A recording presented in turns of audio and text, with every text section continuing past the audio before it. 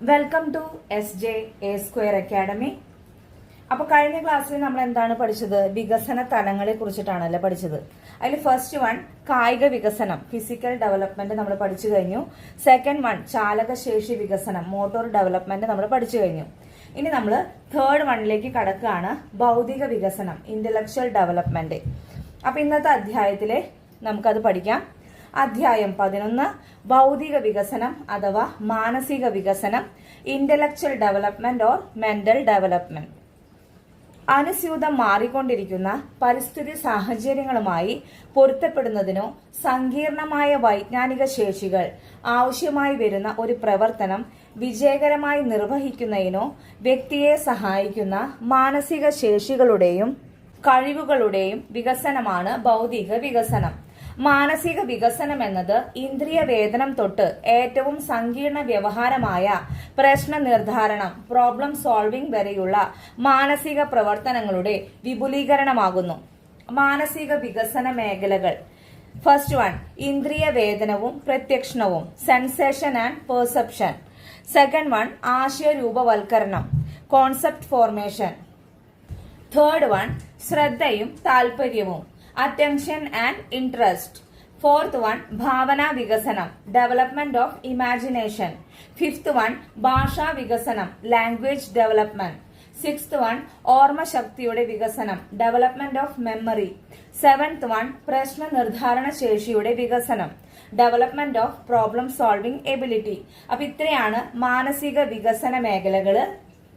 Next one ഇന്ദ്രിയ വേദനം അല്ലെങ്കിൽ സംവേദനം, സെൻസേഷൻ എന്താണെന്ന് നോക്കാം.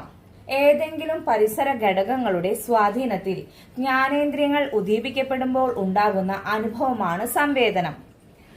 നെക്സ്റ്റ് വൺ പ്രത്യക്ഷണം, പെർസെപ്ഷൻ.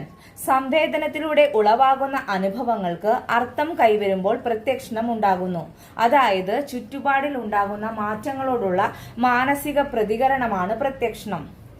അപ്പോ ഇന്ദ്രിയ വേദനം അതുപോലെ പ്രത്യക്ഷണം രണ്ടെണ്ണത്തിന്റെയും ഡെഫിനിഷൻ ഓർത്ത് വെക്കണം.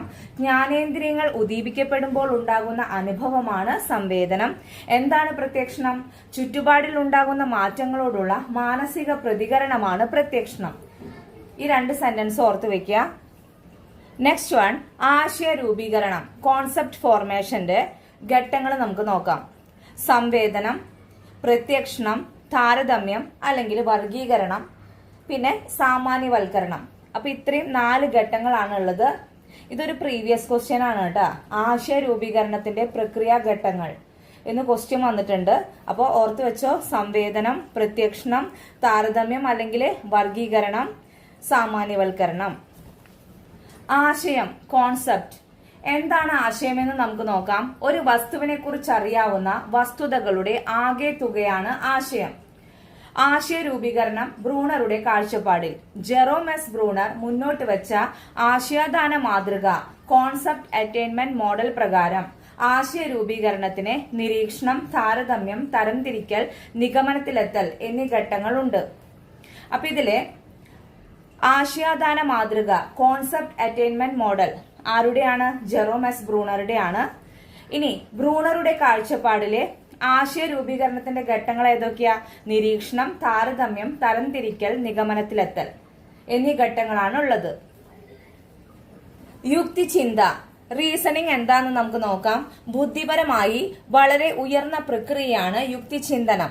ഭൂതകാല അനുഭവങ്ങളെ പ്രശ്ന പരിഹരണത്തിനായി പുതിയ രീതിയിൽ ക്രമീകരിക്കുകയും യോജിപ്പിക്കുകയും ചെയ്യുന്ന ഉൽപാദനപരമായ അതായത് പ്രൊഡക്റ്റീവ് ചിന്തയാണ് യുക്തിചിന്ത. മനുഷ്യന് മാത്രം ലഭിച്ചിട്ടുള്ള പ്രത്യേക കഴിവാണ് യുക്തിചിന്തനം. നെക്സ്റ്റ് വൺ പ്രശ്ന പരിഹരണ ഘട്ടങ്ങൾ. ഫസ്റ്റ് വൺ പ്രശ്നം തിരിച്ചറിയൽ, identifying the problem. Second one പ്രശ്നം നിർവചിക്കൽ, defining the problem. Third one പരികൽപ്പനയുടെ രൂപീകരണം, ഹൈപ്പോത്തസിസ് ഫോർമേഷൻ. ഫോർത്ത് വൺ പ്രശ്ന പരിഹാര തന്ത്രങ്ങൾ ആസൂത്രണം ചെയ്യൽ, ഫോമിംഗ് സ്ട്രാറ്റജീസ്. ഫിഫ്ത് വൺ വിവരശേഖരണം, കളക്ഷൻ ഓഫ് ഡാറ്റ.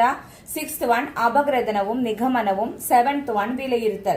അപ്പൊ ഇത്രയാണ് പ്രശ്ന പരിഹരണ ഘട്ടങ്ങള്. Next one algorithm.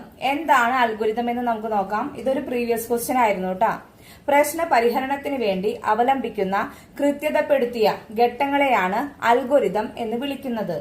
കമ്പ്യൂട്ടർ പ്രോഗ്രാമുകൾ അൽഗോരിതത്തിന് നല്ല ഉദാഹരണങ്ങളാണ്. അപ്പൊ ഇത്രയാണ് ഇന്നത്തെ ക്ലാസ്. അപ്പൊ ഇന്നത്തെ ക്ലാസ്സിൽ ഇമ്പോർട്ടന്റ് ആയിട്ടുള്ളത് എന്താണ് സെൻസേഷൻ, പെർസെപ്ഷൻ, അതുപോലെ തന്നെ കോൺസെപ്റ്റ് ഫോർമേഷന്റെ ഘട്ടങ്ങള്, അതുപോലെ എന്താണ് ആശയം, യുക്തിചിന്ത, പിന്നെ പ്രശ്ന പരിഹരണ ഘട്ടങ്ങള്, പിന്നെ എന്താണ് അൽഗോരിതം.